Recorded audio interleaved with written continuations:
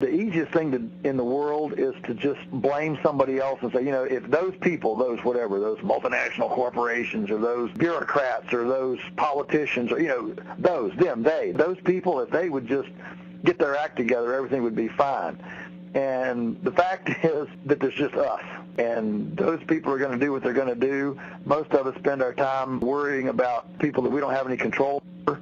We've got a lot of control over the one that looks at us in the mirror.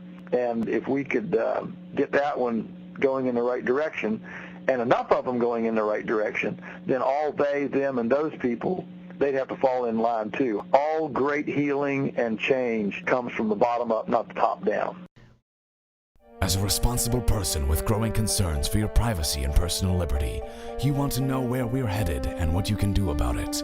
We ask the experts what you need to do to take prudent and responsible action to safeguard your family's wealth and well-being, and what basic first steps will help you to be aware and prepared. ReluctantPreppers.com. You've got your home preparation. You've got your home-centric. Ultimately, a lot of self-reliance is about coming home. It really is. The more time you spend away from home, the more dependent you become on things outside the home and beyond your control.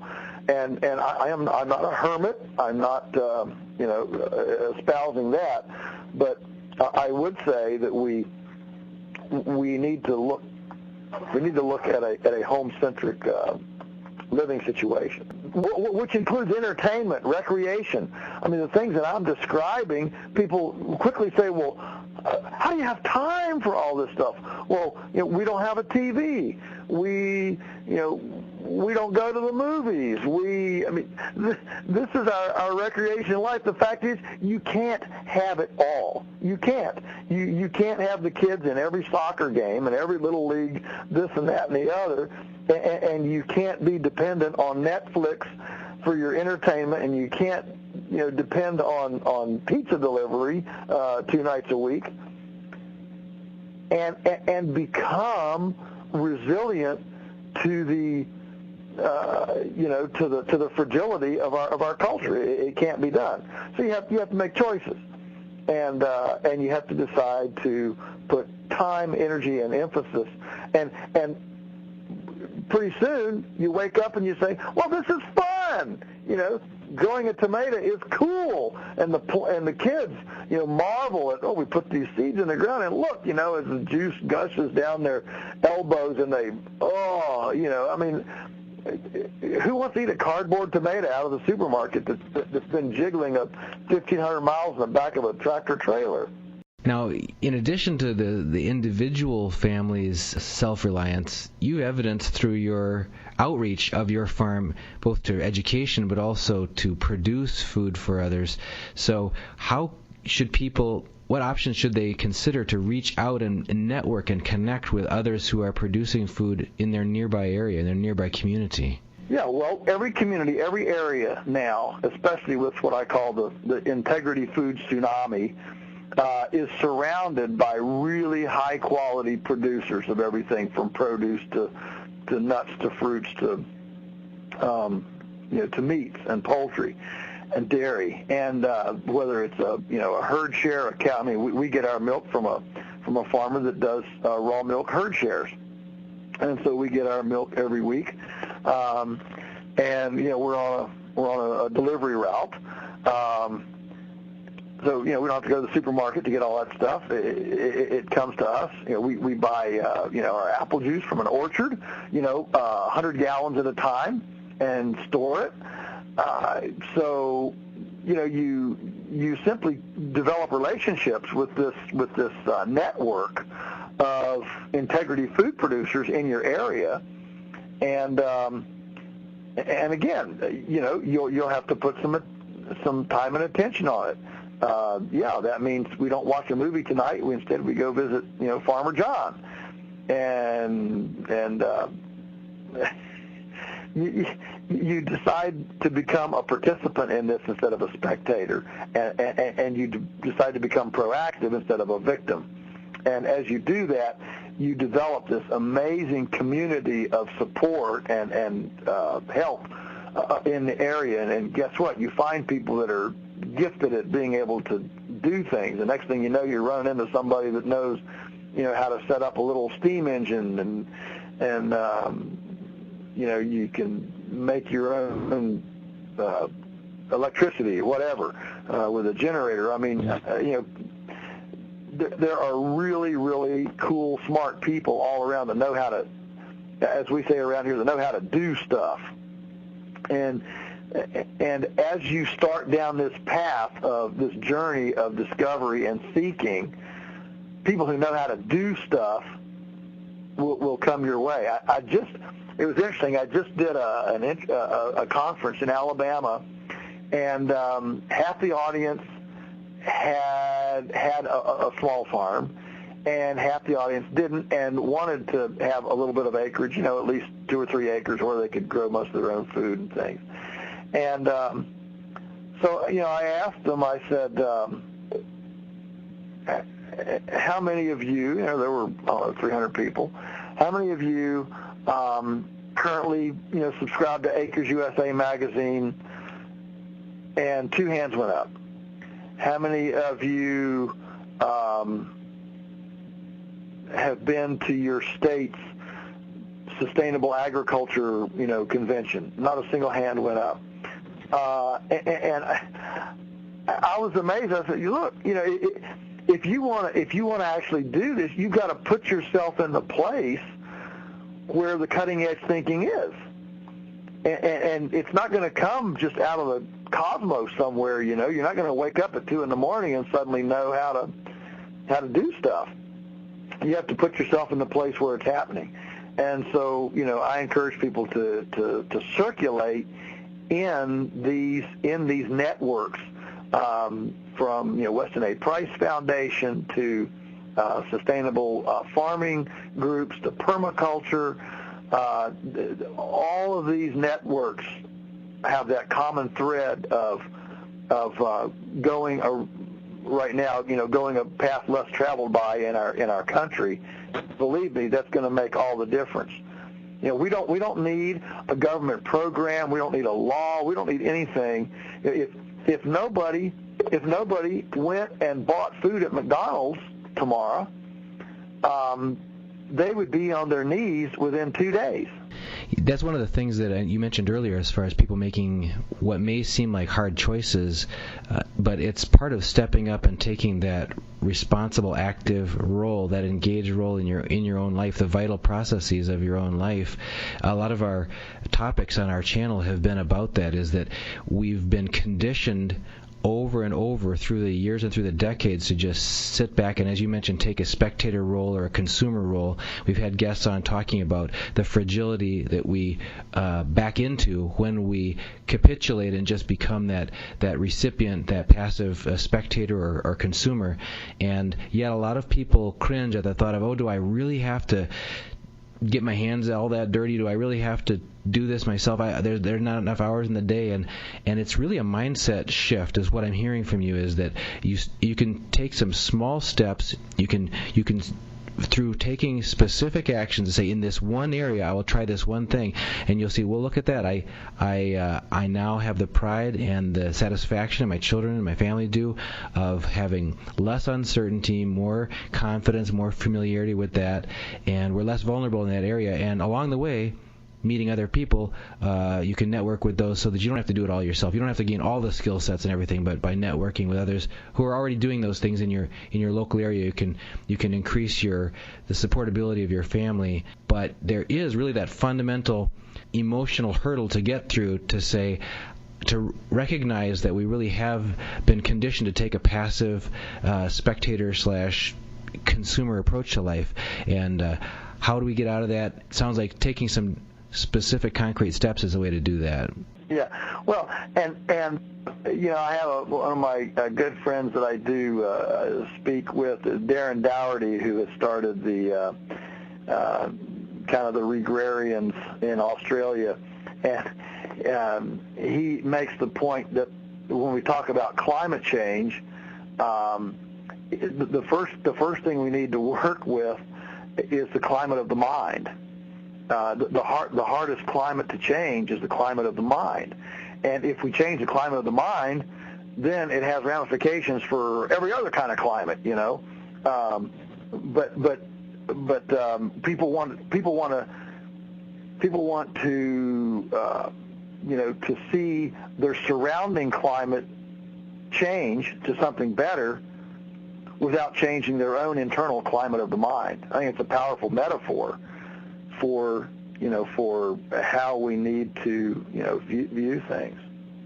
And it's as simple as asking a guy that's doing a business plan, well, what's this going to do to the earthworms in your community? You know, it's as simple as that, to, you know, to complex things, you know, how to site a house, or what materials we're going to use. Is it going to be earth sheltered? You know, all those kinds of things. Now, you mentioned also on your excerpt of the article that you, or the talk that you give on the self-contained home, people can do rooftop honeybees. What is that, for goodness sakes? Oh, well, I mean, one of the most underutilized places on Earth is the roof of our houses, the roof of our schools, the roof of our buildings. I mean, I just flew back from Huntsville, Alabama here this weekend, and as I was coming down over, went Huntsville to Chicago, Chicago to Charlottesville. I mean, that's where you get here. You know, it's not a straight line. And as I came down there, I mean, I just saw these, you know, literally, you know, acres and acres and acres, square miles of these, you know, warehouse flat roofs, and there is a tremendous amount of growing area on those. I did a conference recently with a professor at another university, and he'd just come back from China, and he had pictures of a brand new city in China, a city of 250,000 people. They, I mean, it was China, right? So they just went in, and the officials, whoever, you know, and said, we need a new city right here. But they had one stipulation to the builders. They said, we need to be able to grow as much food on this land as it's growing now as farmland, even when it has 250,000 people living on it. And so they built, of course, it was China after all, so every you know, apartment is 5 stories high, flat roof, you know, identical. It is China, all right.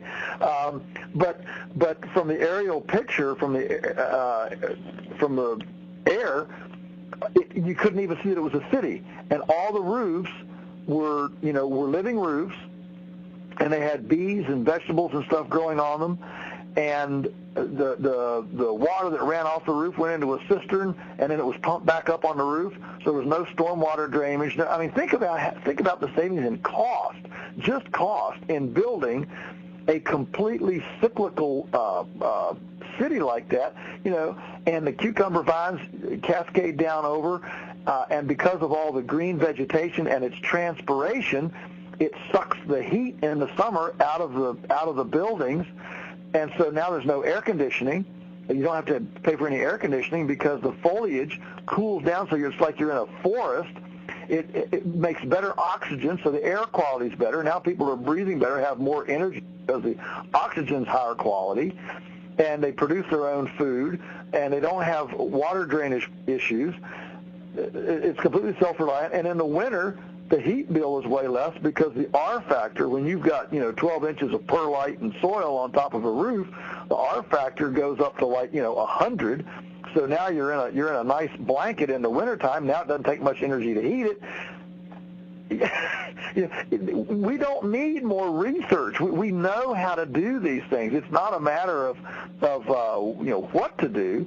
It's simply a matter of jumping in with what we know and doing it. And one area in your talk that you haven't focused on here is about the cost of all this. You said, what if our homes produce more than they cost? From an individual homeowner or family's perspective, what are some of the aspects? Now, you mentioned cutting your water usage by half, for example, that sort of thing. That's definitely a direct savings to the pocketbook. And some of these other things of having your larder well-stocked, certainly going to reduce when you go shopping in your own larder rather than going off to Costco. Are there any other aspects of the financial potential of the individual home that you want to discuss? Oh, well, I mean, I talked about the passive solar heat. So now you're producing solar, you're producing food, and you know what you'll find very quickly is that you can very easily produce more than your family can eat if you have any size at all, and you manage it well to a very small solarium. and you stack in there, you use hanging things, and very quickly you start producing more than you can eat. Well, now you have something to sell. Or, I mentioned 2 chickens.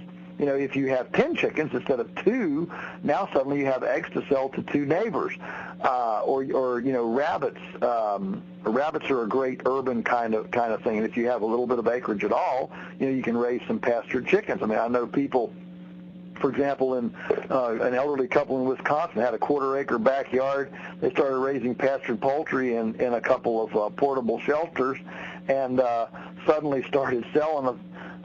They profited $1,000 a year from their little 1/4-acre backyard, selling some pastured broilers to the neighbors. And then if you have all that going on, guess what? Your house becomes a magnet for children. Children want to come over. I mean, so then you can sell after-school babysitting services for all the children that want to come and participate with the animals and the gardening, because it's all so cool and interesting. Bees on the roof. Bees go all over the community. Now you've got honey that you can use, honey to sell. Are you with me? Yeah, and you mentioned also that, honestly, we have been so brainwashed out of a lot of this common sense wisdom that if people want to say they can't go to the typical places they would go, all the building stores and everything, are tell them how to make these houses that are, the cracker box houses that have no sustainability to go with them. But if they want to learn about more of these techniques that you're describing and how they can slow down and become a little bit more connected with where their food and their water and energy is coming from, where's some very first steps that they can take to get connected with some better information? Well, probably one would be just to subscribe to Mother Earth News. It's got tons of good, very readable magazine, very, homestead, self-reliance oriented.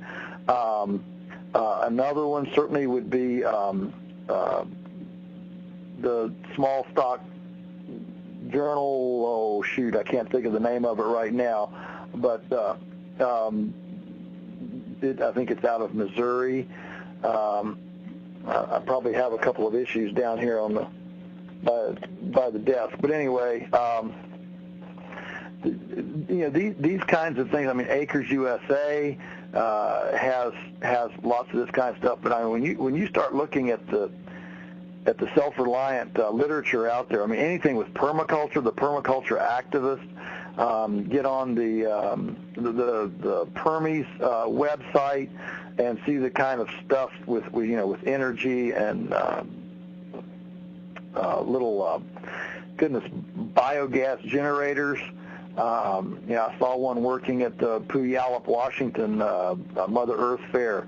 The guy had a 3-horsepower biogas-operated generator going on, and so there's a whole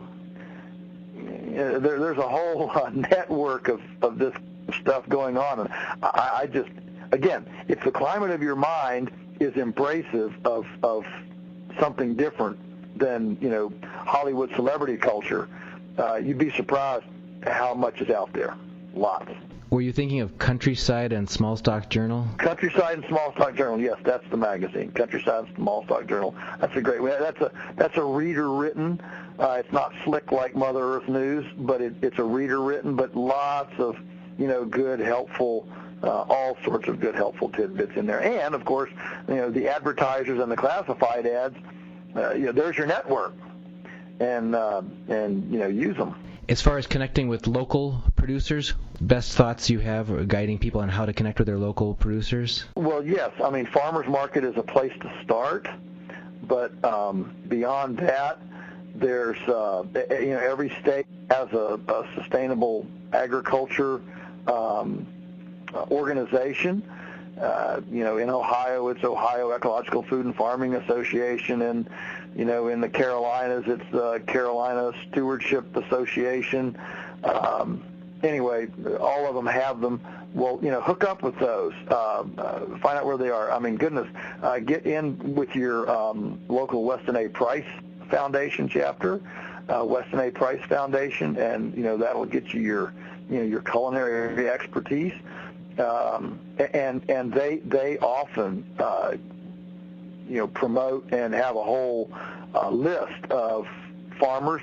In fact, West May Price Foundation has a Smart Shopper guide that you can get that's nationwide for good sources for food sources that are nutrient dense and not chemicals. So all of this, look, movement creates movement. I mean, I don't know and couldn't give, even if I did know, all of the different things that are out there, but what you have to do is take a step. And once you take a step, that movement creates more understanding, and you can see where to take your next step, and then you see where to take your next step, and before you know it, you're halfway down the journey. But the hardest step is the very first one. It's do I actually think about making tomato juice when instead I could go on an excursion somewhere, on a Caribbean cruise. Well, why don't we put that Caribbean cruise off until after everything is harvested seasonally and the larder's full? Then we can do that. Actually putting attention on thinking, where am I, and what is my participatory responsibility to this ecological nest that I live in, that I'm dependent on. That shows a level of maturity, a level of care and maturity. It's not just putting in an LED light, driving a Prius, and sending a check to Nature Conservancy. It's actually and then taking the grandkids to Happy Meals. No, it's really getting the whole network of interrelatedness. Well, Joel, before we let you go, is there any one last thought you want to leave with our listeners, and also to let them know how they can find more about your work? Well, they can find more about us through our website, polyfacefarms.com. If you just put in, by the time you get to the end of Polyface, Polyface, the rest will pop. And you can see there, where I'll be speaking. You can see educational things, seminars that we do. I've written several books that might be of interest and help, especially for people that actually have enough acreage to, raise a little bit of stock or animals. So that's that source. The only other thing that I would say is that the easiest thing in the world is to just blame somebody else and say, if those people, those multinational corporations or those bureaucrats or those politicians or, those people, if they would just get their act together, everything would be fine. And the fact is that there's just us. And those people are going to do what they're going to do. Most of us spend our time worrying about people that we don't have any control over. We've got a lot of control over the one that looks at us in the mirror. And if we could get that one going in the right direction, and enough of them going in the right direction, then all they, them, and those people, they'd have to fall in line too. All great healing and change comes from the bottom up, not the top down. Well, Joel, you've given us a lot of food for thought, a lot of first steps that people can take, and as you mentioned taking one step can lead to meeting other people, can lead to learning more, can lead to being able to see what the next steps might be.